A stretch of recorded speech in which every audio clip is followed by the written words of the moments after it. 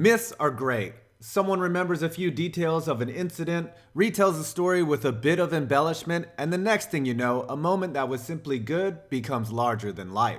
Fortunately, in sports nowadays, we have footage and statistics that can prove myths wrong. However, even in the presence of all this overwhelming evidence that something isn't true, people love to believe bullshit because it fits their personal biases, or they are just too stubborn to let something go.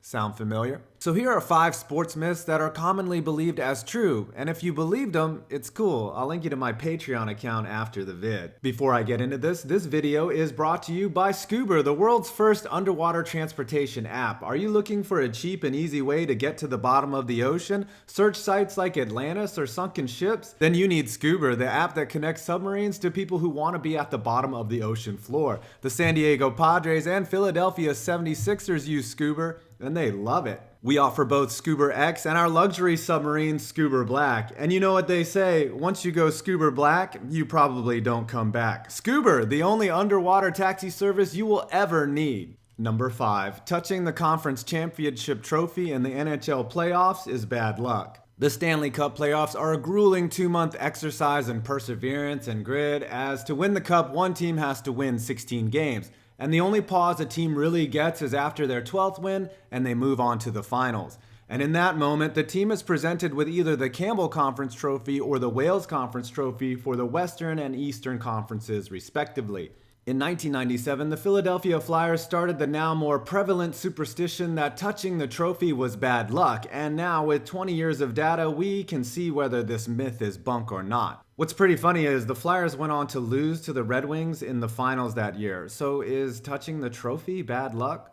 Before we get into the data, let's get a few things straight about superstition. Superstition means absolutely jack shit. Whether some guy's finger sweat touched a piece of metal a week prior does not determine the outcome of a sporting contest.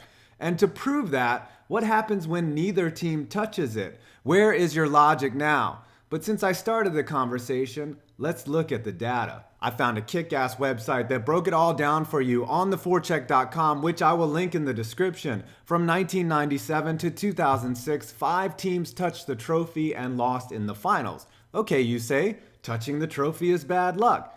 7 teams touched the trophy and won. Detroit molested the hell out of the trophy like your creepy uncle and won it 3 times.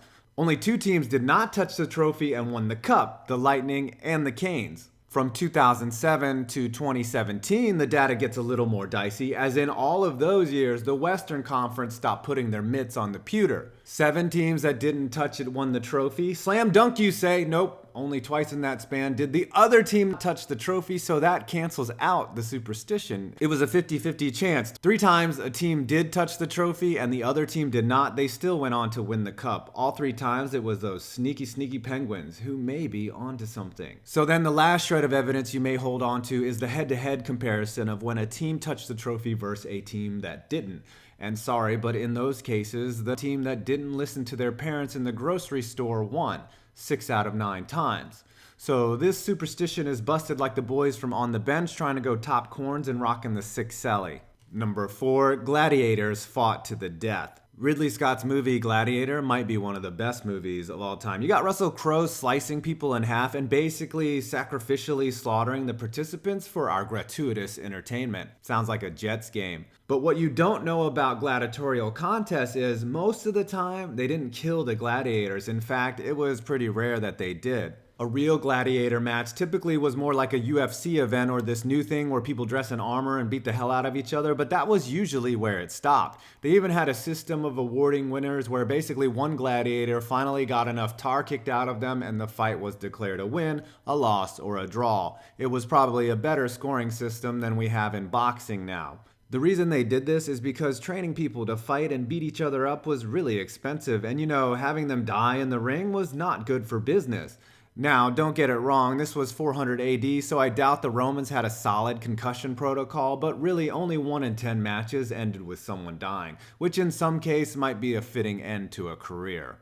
Number 3, Michael Jordan got cut from his basketball team. Yeah, we've all seen the meme where you see Oprah and Steve Jobs and all the people others told them that it couldn't be done and they still did it anyways. And of course, on that motivational picture is Michael Jordan, who was apparently cut from his basketball team and then went on to become more legendary than a drunken order of moon over my hammy at 3 a.m. The problem with this myth is that it's absolute bullshit. The truth is, when 15-year-old Mike tried out for his high school b-ball team in 1978, he was a sophomore and was only 5'10", and he didn't make the varsity squad, something typically sophomores do not do. It's not like me in baseball where I suck so bad and they told me my services were no longer needed. Jordan went to the JV squad where he used the quote-unquote cut as a motivation that allowed him to make the team his junior year. I'm sure not making the team also allowed him to grow 4 inches and become a McDonald's All-American his senior year too. And of course he went on to do all that stuff he did and eventually capped his career by becoming the greatest meme in the history of memedom. One more side note, I was indeed cut for my baseball team, twice in fact. I made the team my senior year, and though I sat out a lot, I got to play in about 6 or 7 games, so don't ever let anybody tell you you aren't good enough. Ever. Number 2, Abner Doubleday invented baseball. Abner Doubleday was a Civil War hero, a legend among men, and a possessor of finely groomed lettuce.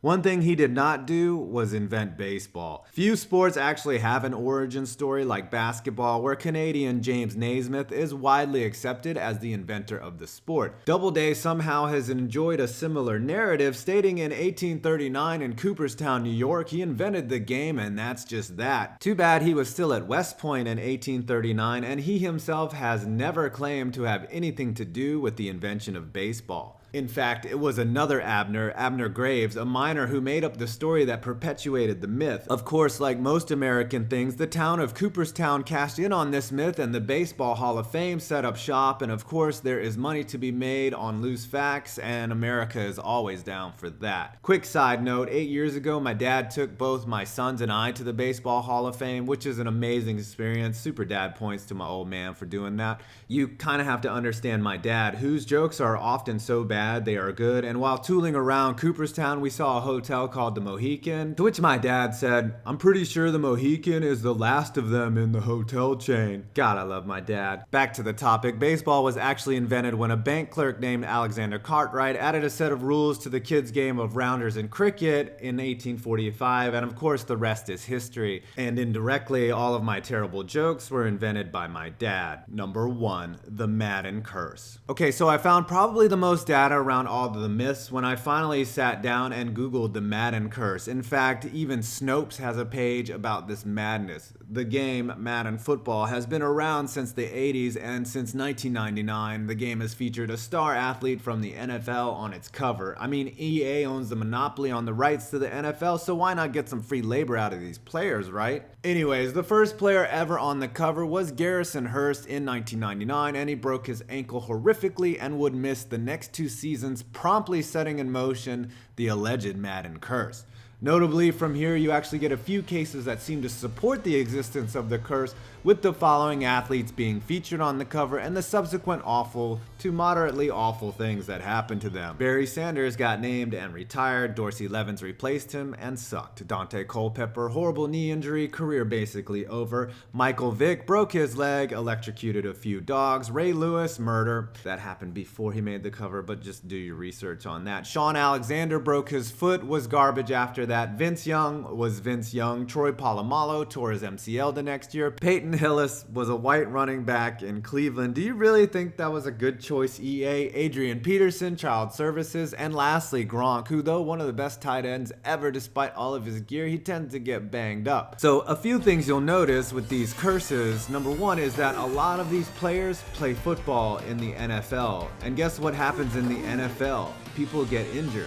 A lot. Even Tom Terrific, this year's cover boy, who I will address in a few seconds, missed an entire year due to injury. So having a player who appeared on the cover getting hurt isn't a coincidental thing, it's a football thing. Secondly, a lot of these stars, by the time they got to be on the cover and the prominence that goes along with it, were at the peak or near end of their career. In fact, EA tried to put Brett Favre on the cover one year thinking he would be done and they could avoid the curse, but oh, he came back, and though he played well, he also did this and sent dick pics to his coworker. But really, if you do the math, skills in the NFL are constantly declining, so the fact that an athlete was at the top of his game and then started to slide, again, an NFL thing. Also, look at the players they chose for the cover. Peyton Hillis, Vince Young, they had no business being on the cover in the first place. And lastly, a lot of athletes have been on the cover and enjoyed subsequent success, including Richard Sherman, OBJ, and Calvin Johnson, so it's not a one-to-one correlation here, folks. Finally, let's cover Tom Brady and his commercial designed to fly in the face of the curse where he walks under a ladder, breaks a mirror, or whatever. I mean, it's like he's saying, look, I'm Tom Brady, I have 5 rings, I'm married to a supermodel, I'm the GOAT, and if something bad happens, that's simply circumstance, and things as arbitrary as broken glass and ladders and being a famous athlete have absolutely nothing to do with how and why I throw a football. But you know, things like ball pressure actually do.